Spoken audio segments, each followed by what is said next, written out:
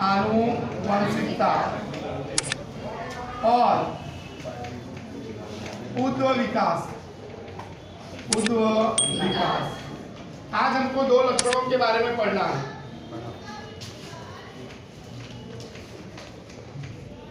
पहला देखो यहाँ पर उपार्जित लक्षण,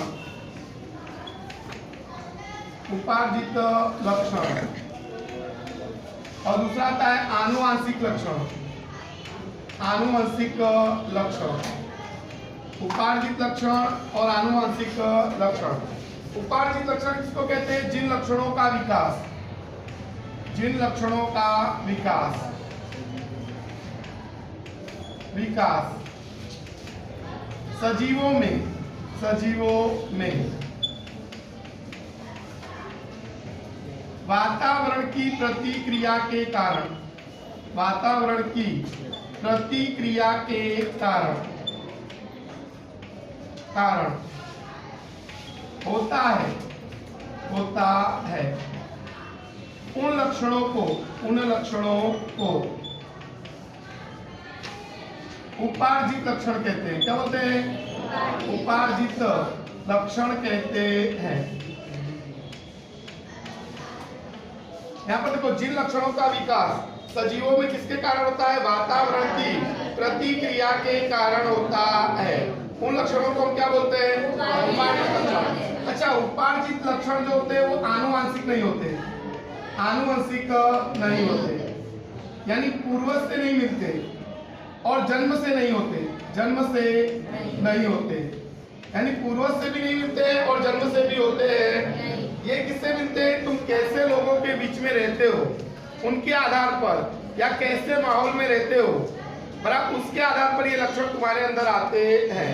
जैसे कि उदाहरण दिया जाए, मनुष्य के द्वारा, मनुष्य के द्वारा प्रादेशिक भाषा बोलना, प्रादेशिक भाषा बोलना। अब मनुष्य के द्वारा प्रादेशिक भाषा बोलना, जैसे हम गुजरात में रह रहे हैं तो हमारी प्रादेशिक भाषा होगी गुजराती। माता पिता यूपी राजस्थान से आए हों, उनको गुजराती बोलते ना भी आए, लेकिन हम यहाँ पर गुजरात में रह रहे हैं, हमारा जन्म गुजरात में हुआ है, हम यहाँ पर गुजराती विषय पढ़ रहे हैं, उनके लोगों के बीच में रह रहे हैं, तो हम अच्छी तरह से गुजराती बोल लेते हैं। तो इसका मतलब माता पिता को गुजराती बोलते नहीं आ रहा है, लेकिन हमको गुजराती बोलते आ रहे हैं, यानी माता पिता से मिला लक्षण है। अच्छा, जन्म से भी हम गुजराती बोलते थे, तो किससे मिला? लोगों से। किससे मिला? लोगों से। तो ऐसे लक्षण को बोलते हैं उपार्जित लक्षण। क्या बोलते हैं? उपार्जित लक्षण कहते हैं। नंबर 2, मनुष्य के द्वारा, मनुष्य के द्वारा तैरना, मनुष्य के द्वारा तैरना। माता पिता को तैरते ना भी आए, अरे हमारा कोई मित्र वीर सावरकर में तैरने जाता हो, हमको बोले तू भी चल, आज में अपने भी फॉर्म भर देवे और वहाँ पे जाके रोज तैरे, आज स्विमिंग पूल में, और हमको तैरना आ जाए, तो माता पिता को आता है, हमको आता है, इसका मतलब माता पिता से मिला लक्षण नहीं है। पर आप दूसरी बात, जन्म से भी हम तैरते थे नहीं, तो किससे मिला? लोगों से, माहौल से। आजू बाजू स्विमिंग पूल था तो हम उसमें जाते थे तो हमको तैरना आ गया, तो इसका मतलब कैसा लक्षण है? उपार्जित लक्षण। क्या है? आज में नंबर 3, डाइटिंग के कारण, डाइटिंग के कारण भूखे रहने से, भूखे रहने से क्या होना? वजन का घटना, कम होना। वजन का क्या होना? कम होना। हम लोगों को देखकर उनकी तरह बनने का क्या करते हैं? कोशिश। तो उसमें क्या होता है? हम अपना वजन कम करना चाहते हैं तो कम खाना शुरू करते हैं, और अपना वजन क्या करते हैं? घटाते हैं। तो यानी माता पिता से ये लक्षण हमको मिला है, किससे मिला है? लोगों से। तो ये कहलाएगा उपार्जित लक्षण। क्या कहलाएगा? अब दूसरा आता है आनुवंशिक लक्षण। क्या आता है? तो जिन लक्षणों का विकास, जिन लक्षणों का सजीवों में, सजीवों में डीएनए के परिवर्तन के कारण, डीएनए के परिवर्तन के कारण, परिवर्तन के कारण होता है। उन लक्षणों को, उन लक्षणों को क्या बोलते हैं? आनुवंशिक लक्षण कहते हैं। क्या बोलते हैं उनको? आनुवांशिक लक्षण कहते हैं।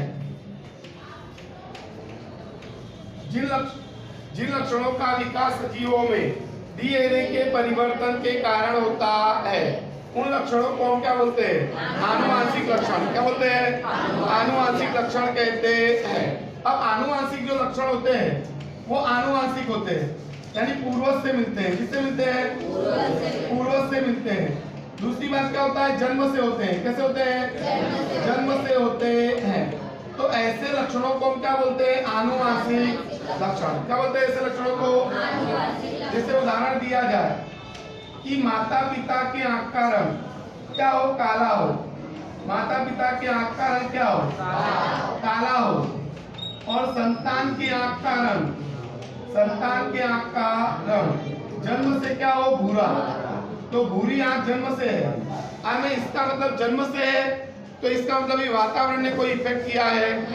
अच्छा, जन्म से है, इसका मतलब किससे मिला है? पूर्वज से। पर पूर्वज के डीएनए में क्या आया? परिवर्तन। इसके कारण ये लक्षण हमारे अंदर जन्म से दिखता है। तो इसको बोलते हैं आनुवांशिक लक्षण। क्या बोलते हैं? आनुवांशिक लक्षण। नंबर दो बाल का स्वरूप। माता पिता के बाल सीधे हो, बच्चे के बाल जन्म से घुंघराले हो, तो इसका मतलब माता पिता के डीएनए में क्या हुआ? परिवर्तन। और बच्चे के बाल जन्म से कैसे हो गए? घुंघराले। तो वो क्या कहलाएगा? आनुवांशिक लक्षण। क्या कहलाएगा? नंबर 3 त्वचा का रंग। तो त्वचा का रंग जो होता है, माता पिता के बाल, माता पिता कैसे हो? काले हो। माता पिता कैसे हो? काले हो। लेकिन संतान जन्म से क्या हो जाए? गोरी। तो इसका मतलब कि जन्म से गोरी है, इसका मतलब पूर्वज से मिला लक्षण है, पर पूर्वज के डीएनए में क्या आया? परिवर्तन। इसके कारण ये लक्षण हमारे अंदर आता है। तो ऐसे लक्षणों को क्या बोलते हैं? आनुवांशिक लक्षण। जिन लक्षणों का विकास सजीवों में वातावरण की प्रतिक्रिया के कारण होता उन लक्षणों को उपार्जित लक्षण कहते हैं। उदाहरण लिखने का कि उपार्जित लक्षण, देखो यहाँ पर उपार्जित लक्षण कैसे होते हैं? आनुवांशिक। उपार्जित लक्षण आनुवांशिक नहीं होते। उपार्जित लक्षण जन्म से। उदाहरण लिखने का कि मनुष्य के द्वारा प्रादेशिक भाषा, मनुष्य के द्वारा कहना, डाइटिंग के कारण भूखे रहने से वजन कम होना। दूसरा आता है आनुवांशिक लक्षण। क्या आता है?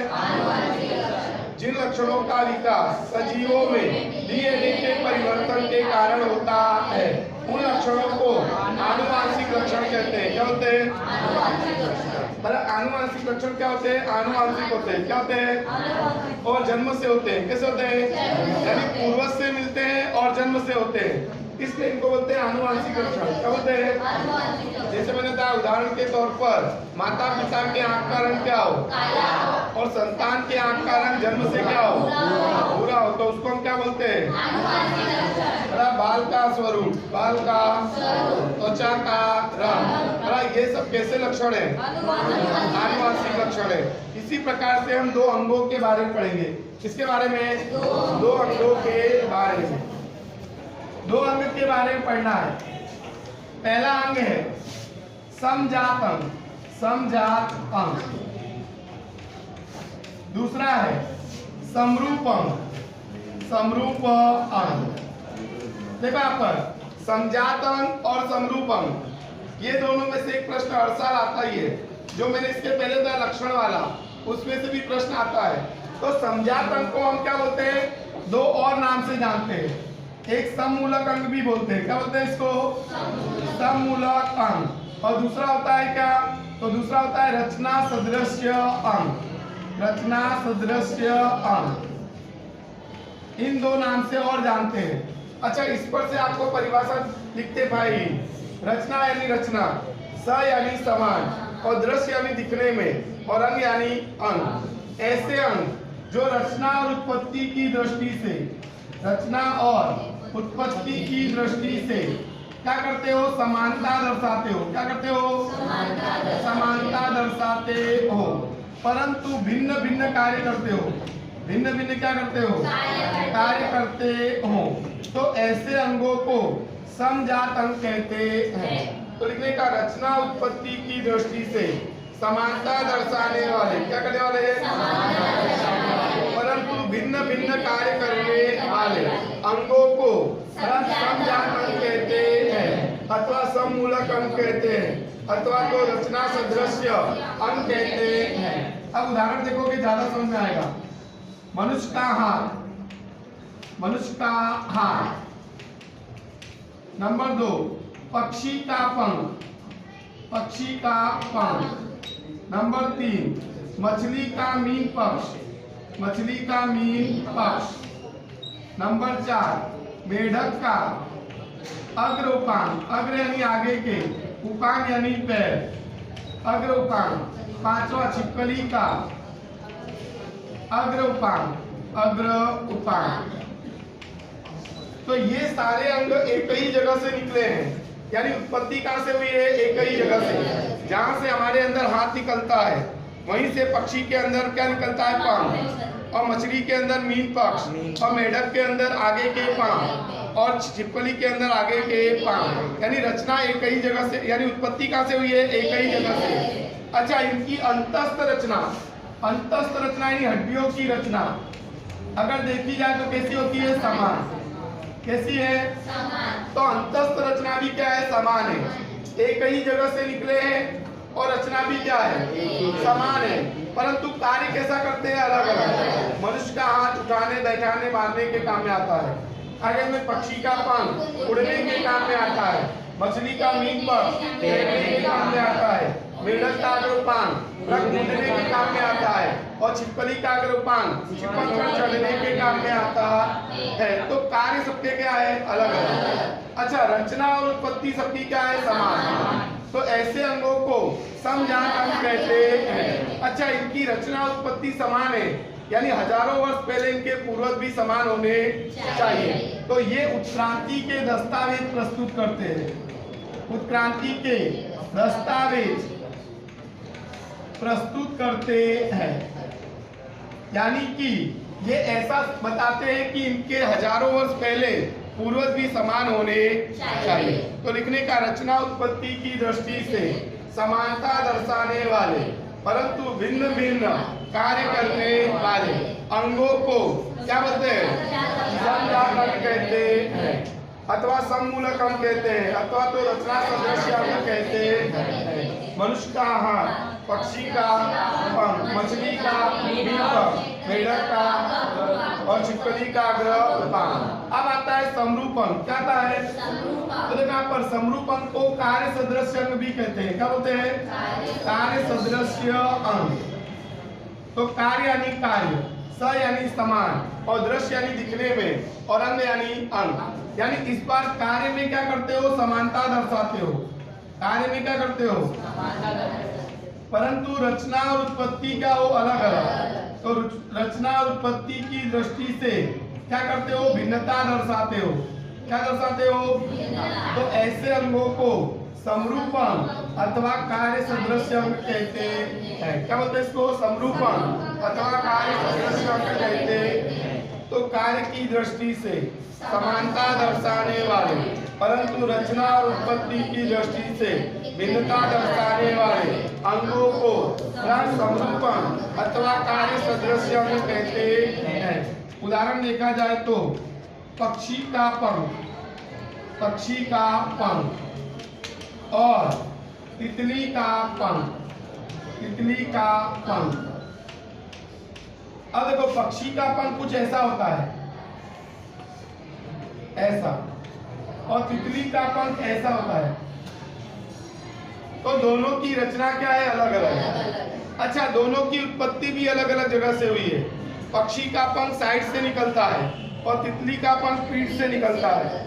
तो रचना भी समान नहीं है और उत्पत्ति भी एक ही जगह से हुई है, परंतु दोनों अंग उड़ने का काम कैसा करते हैं, समान। इसलिए इनको बोलते हैं समरूपण अथवा कार्य सदृश्य अंग कहते हैं। तो लिखने का क्या, कार्य की दृष्टि से समानता दर्शाने वाले परंतु रचना उत्पत्ति की दृष्टि से भिन्नता दर्शाने वाले अंगों को समरूपण अथवा कार्य सदृश्य अंग कहते हैं। उदाहरण लिखने का पक्षी का और तितली का पंख। पक्षी का पंख और तितली का पंख दोनों की रचना उत्पत्ति क्या है? अलग अलग है, परंतु दोनों उड़ने का काम समान करते हैं, इसलिए इन्हें समरूप अंग अथवा कार्य सदृश्य अंग कहते हैं। चैप्टर नंबर 9 के बारे में हम पढ़ रहे थे, आनुवंशिकता।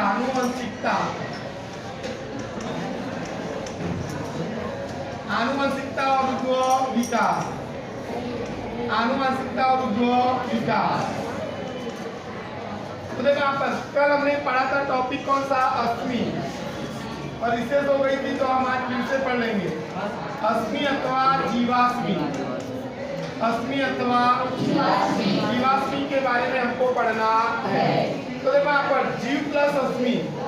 जीव यानी सजीव, अश्मी यानी कंकाल।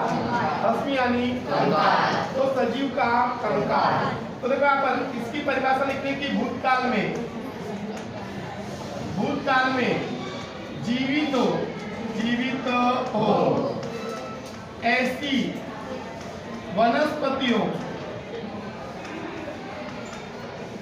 और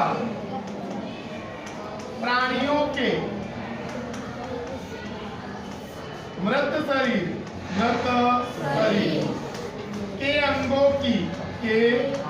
के अंगों की छाप अथवा अवशेष जमीन में से प्राप्त होते हैं उसे अश्मी कहते हैं। क्या बोलते हैं उसको? तो लिखने का, भूतकाल में जीवित हो ऐसी वनस्पतियों अथवा प्राणियों के मृत शरीर के अंगों की छाप अथवा अंगों के अवशेष जमीन में से क्या होते हैं? प्राप्त होते हैं, तो उसको क्या बोलने का? अश्मी। अब देखो यहाँ पर क्या होता है? ऐसे सजीव जो अभी वर्तमान में जीवित है नहीं, खाली भूतकाल में वो जीवित थे। अब जब भी उनको देखने को मिलेगा तो उनके क्या मिलेंगे? अवशेष अथवा उनके अंगों के क्या मिलेंगे? निशान, यानी छाप देखने को मिले, पर वो जीवित अभी देखने को मिलेंगे नहीं, तो उसको हम क्या बोलेंगे? अश्मी। अब अश्मी का उदाहरण सबसे अच्छा आपको आएगा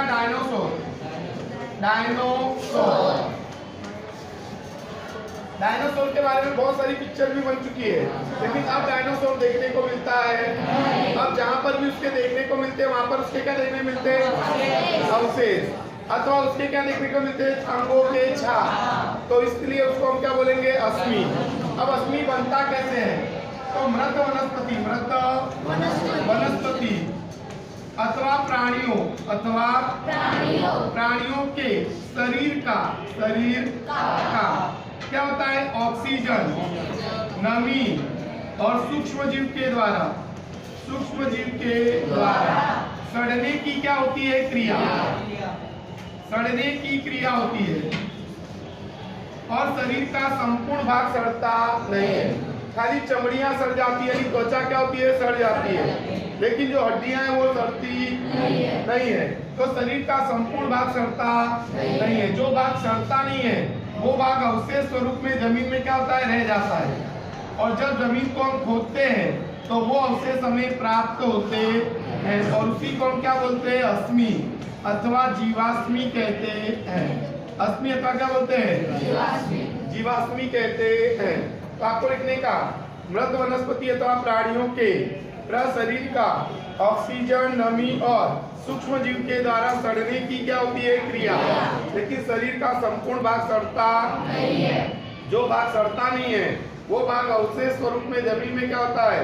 रह जाता है, और जब जमीन को हम क्या करते हैं? खोदते हैं, तो वो अवशेष हमें प्राप्त होते हैं, तो उसको हम क्या बोलते हैं? अश्मी अथवा जीवाश्मी कहते हैं।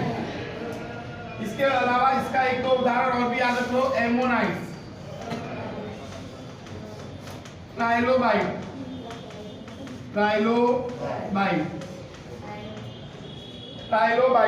ऐसे में अब क्या होता है कि अश्मी की उम्र निश्चित करने के लिए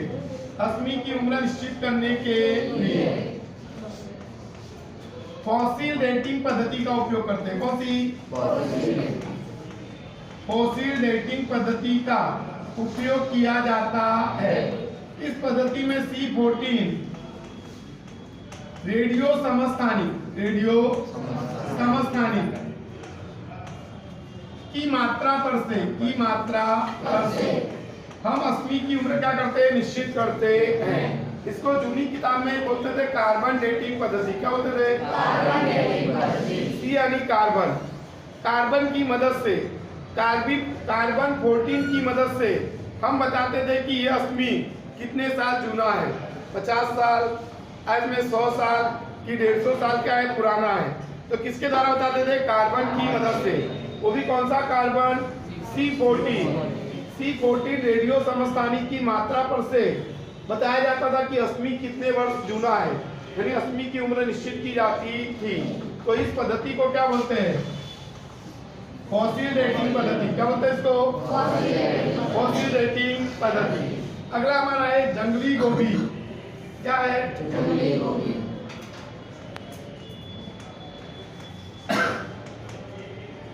अब देखो यहाँ पर 2000 वर्ष पहले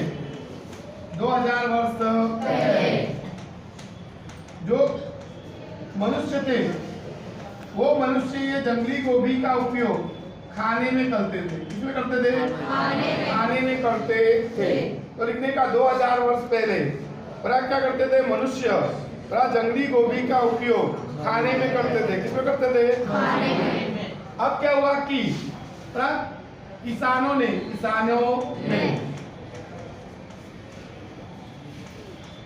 कृत्रिम पसंदगी द्वारा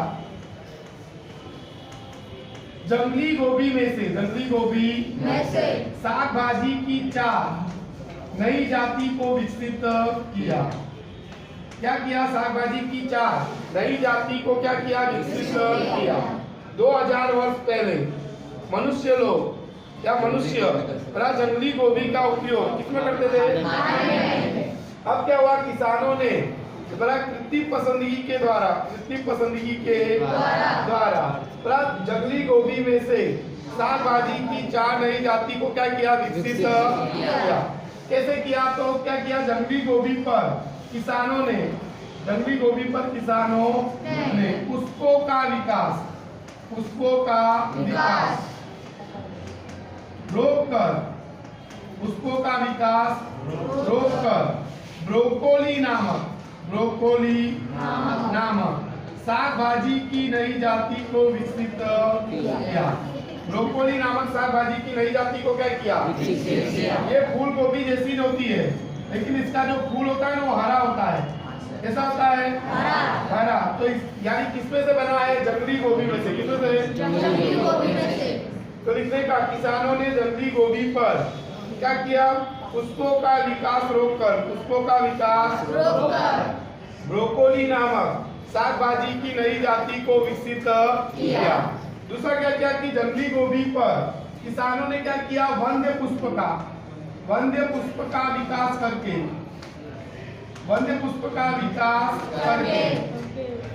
फूल गोभी नामक साग भाजी की नई जाति को विकसित किया।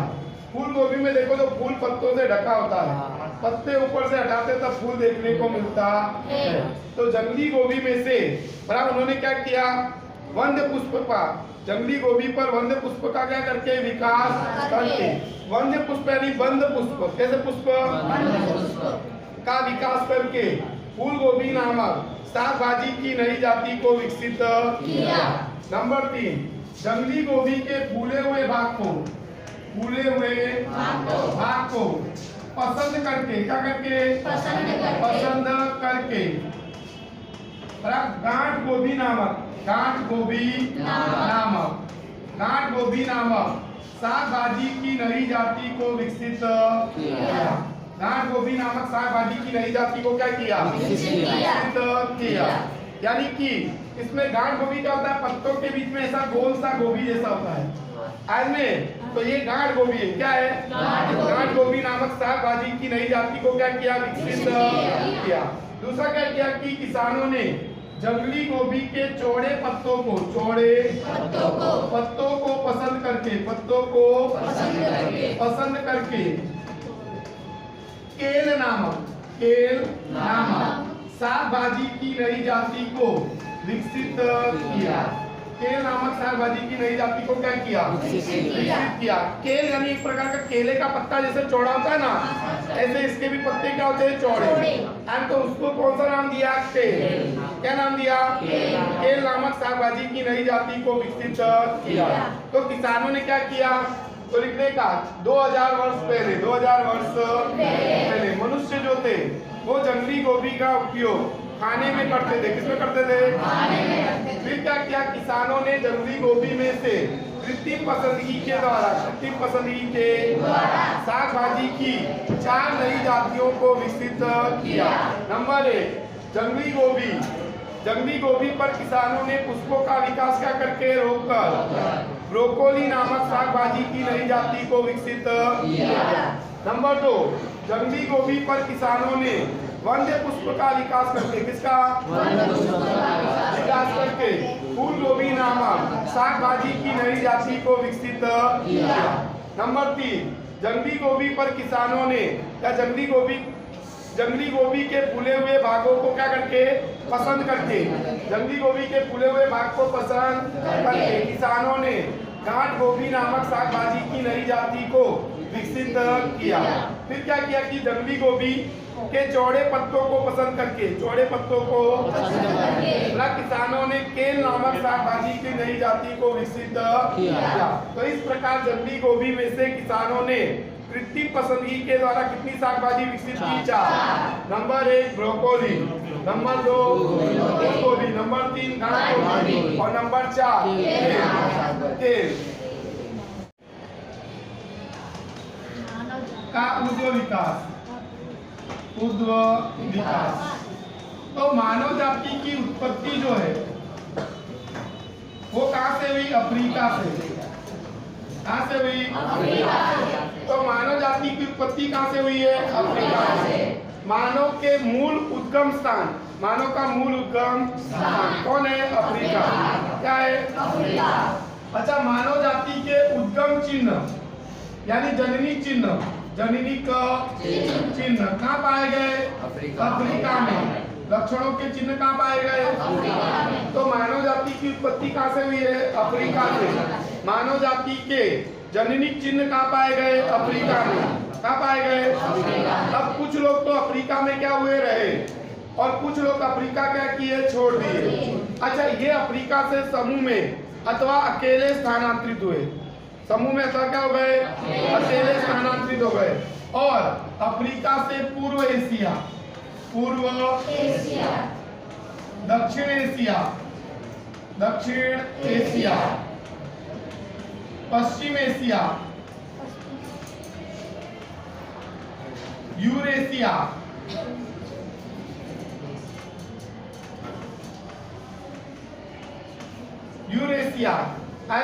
अमेरिका, ऑस्ट्रेलिया, फिलीपाइंस, इन सब जगह पर क्या हो गए? फैल गए। इस प्रकार से मानव जाति का अफ्रीका के अंदर और अफ्रीका के बाहर विकास हुआ है। इस प्रकार से मानव जाति का अफ्रीका के अंदर और अफ्रीका के बाहर क्या हुआ है? विकास हुआ है। मानव जाति का वैज्ञानिक नाम है होमो सेपियंस। क्या है? होमो सेपियंस। लेकिन हम मानव जाति को त्वचा के रंग के आधार पर अलग अलग नाम से जानते हैं। अलग अलग नाम से क्या करते हैं? जानते हैं। तो यहाँ पर बाकी सब मानव जाति क्या है? एक ही है। हम उनको त्वचा के रंग के आधार पर अलग अलग नाम से क्या करते हैं? जानते हैं। गोरे लोग, काले लोग, लाल मुंह वाले लोग, ऐसे अलग अलग नाम से जानते हैं ना। तो इसका मतलब क्या हो गया? वो है क्या? होमो सेपियंस। सबके सब है क्या? पर हमको त्वचा के रंग के आधार पर अलग अलग नाम से क्या करते हैं? जानते हैं। अगर तो इसका मतलब क्या हो गया कि मानव जाति का विकास हुआ। क्या हुआ? हम उनको अलग अलग नाम से जानते हैं, लेकिन मानव जाति की उत्पत्ति कहाँ से हुई है? अफ्रीका से। उनके जो लक्षणों के चिन्ह भी कहाँ पाए गए? अब वो कुछ लोग तो अफ्रीका में रहे, लेकिन कुछ लोग अफ्रीका क्या किए? अच्छा, वो अफ्रीका से समूह में अथवा अकेले क्या हुए? स्थानांतरित, फिर एक दूसरे से मिले बिछड़े। इस प्रकार से अफ्रीका से पूर्व एशिया, मध्य एशिया, दक्षिण एशिया, यूरेशिया, फिलीपाइंस, अमेरिका, इन सब जगह पर क्या हो गए? फैल गए। और इस प्रकार से मानव जाति का अफ्रीका के अंदर और अफ्रीका के बाहर विकास हुआ है। बाकी मानव जाति पूरी की पूरी एक ही है, होमो सेपियंस, पर हम उनको त्वचा के रंग के आधार पर अलग अलग नाम से जानते हैं।